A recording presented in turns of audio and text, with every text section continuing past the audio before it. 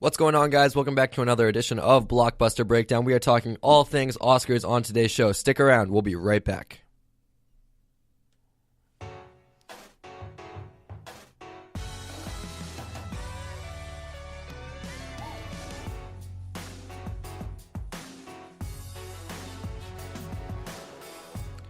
All right, what is going on, guys? Welcome back to another edition of Blockbuster Breakdown, episode 29. We are talking all things Oscars on today's show. I am your only host today. Mike could not be with us, unfortunately. He is slammed with work, which is completely understandable. We are in college after all, and that's kind of how things work a lot of the time. Hopefully we'll be getting him on next week for the news, but I can't confirm he will be on this week's movie review, which is all good.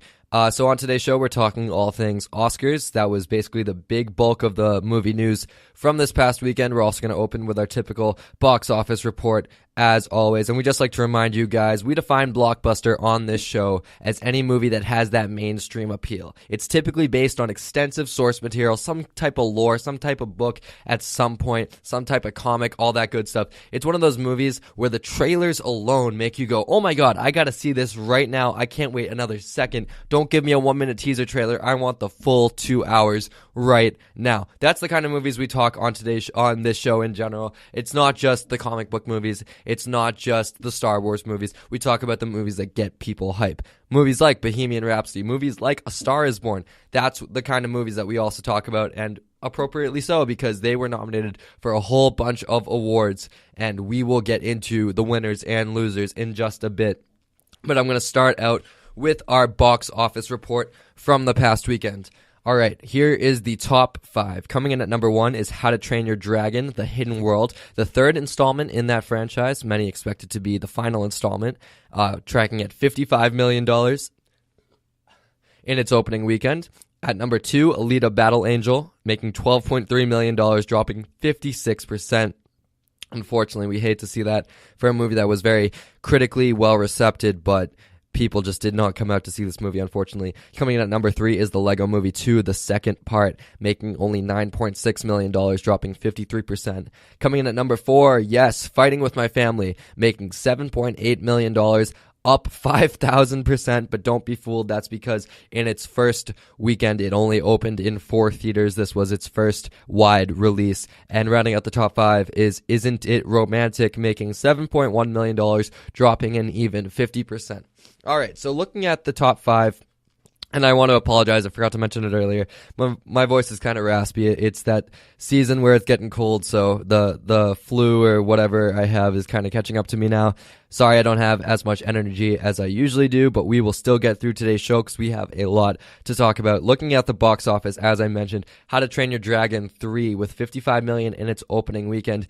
Pretty good, making $281 million already worldwide with a budget of $130 million.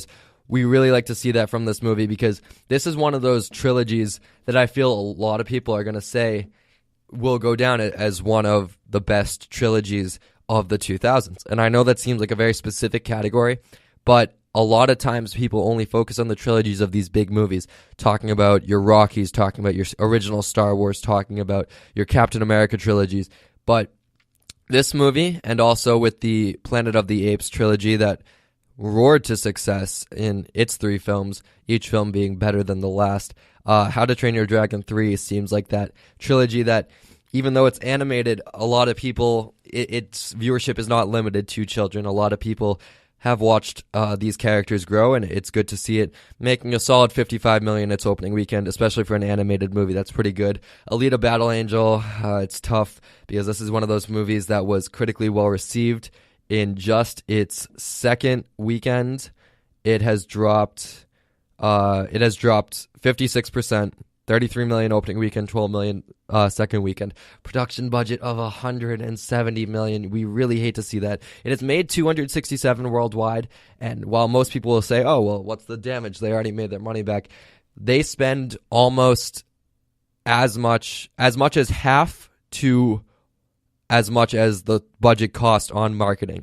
So $170 million goes into the making of the movie, but as much as $85 million went into marketing this movie. And so 267 does put it if we're going off those numbers, I don't know how much they spent on marketing, but if we're going off half the production budget used for marketing, yeah, it has made its money back, but wasn't the blockbuster they wanted. They got people like James Cameron as a producer, James Cameron as a writer, Robert Rodriguez as the director. Some great names in here. Mahershala Ali, Oscar winner. We'll get to him later. Christoph Waltz, Jennifer Connelly, and yeah, unfortunately, people did not come out in droves to see this movie.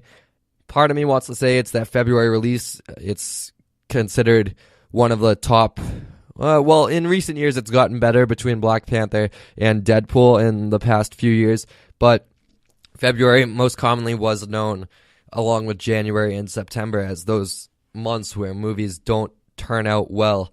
So obviously, you can't put this unknown franchise, even though it has a bunch of lore, you can't put this unknown franchise in the middle of the summer with your Avengers Endgames and movies like that scrapping at the bit, but it's just tough. I don't think people are as familiar with the character, and I wish more people went out to see it. Hopefully it makes a lot more money overseas. I do want to talk about Fighting with My Family. Production budget not announced yet, but I adore this movie. I'm a big wrestling fan, and I love to see wrestling movies put on the big stage. We haven't had much. We had The Wrestler with Mickey Rourke, which basically told the tale of a fictional character based on different people, kind of an amalgamation of a bunch of different people. And that he wrestled in Ring of Honor, which is really cool to see. People like WWE Cesaro was in that. Fighting with My Family was one of the first movies we saw about a wrestling story get really brought to the box office in a long time. Dwayne The Rock Johnson was a producer, and he was in this movie. He's given top billing because he's The Rock, but he's not in this movie for a lot. But Florence Pugh is astounding as Paige. If you don't know who Paige is from WWE, she has a really great story. Basically, I'm trying to sell you guys on this movie because I thought it was great. Basically, she's from a family of wrestlers, and her brother get the call from WWE to try out and get on the big stage. But Paige has a bit of an unconventional look for the longest time.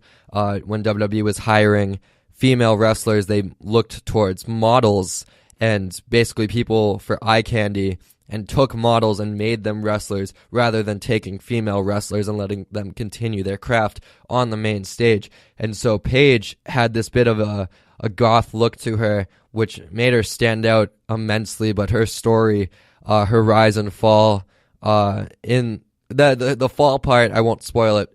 It's tragic. It's not a bad thing. She didn't do anything wrong. But yeah, her rise to superstardom in the WWE, despite her unconventional look and not typical, persona, it's astounding. And so it's really cool to see this movie on the main stage. Lena Headey also plays her mother, in this movie, obviously from Game of Thrones fame as Cersei. Stephen Merchant directed this movie and wrote it. You might recognize him from Logan. His character name is escaping me, but he was the one with Professor X and Logan, and he was kind of their lookout guy. He was like really pale, and I don't think he had like any hair or something. I forget his name, but yeah, he was in that movie, Logan. And then Vince Vaughn plays the WWE trainer, and we haven't seen him in a mainstream movie in a while, so it's good to see Vince Vaughn back out there. So yeah, it's made $9.3 million domestically already. It's made $7.8 million this past weekend, and yeah, I can't emphasize enough, this is a small-scale story. It's an original story. Not an original, obviously it's based on something, but it's not a type of story we see often be brought to the big screen. And when someone like The Rock, I remember when this movie was announced, and I remember all the pride he had in it. And yeah, this was not a cash grab from The Rock. This was a passion project. And so even though he didn't direct or write, he was a big involvement with this. He was a producer. He went to WWE Raw and basically like told the crowd, all right, you're all gonna be in the movie, and we're filming her championship match. And he got the crowd all riled up. He went out of his way to make this movie, and I think it would be remiss if people don't go out and support Fighting with My Family. Make sure you go see that this weekend. All right, we are now going to transition into our Oscars. So the Oscars were Sunday, and I think it's safe to say the most controversial award show we have seen in a long time. And most controversial Oscars I can remember. And that includes Oscars where Moonlight won Best Picture, but La La Land went up originally. And we had Oscars So White movement. This show is a mess. We talked about it a bit on the show in past weeks about how Kevin Hart was the host and he wasn't the host. Then Ellen wanted him to come back. He declined. Then they were going to air 4 categories during commercial. People flipped out. They reversed that decision, all that. It was a bit nuts. But I will say, subjectively, even though I was kind of looking forward to the train wreck, I thought this was the best Oscars I've seen in at least 5 years. This Oscars, I think, was a smooth broadcast, which is unconventional for the type of problems they went through.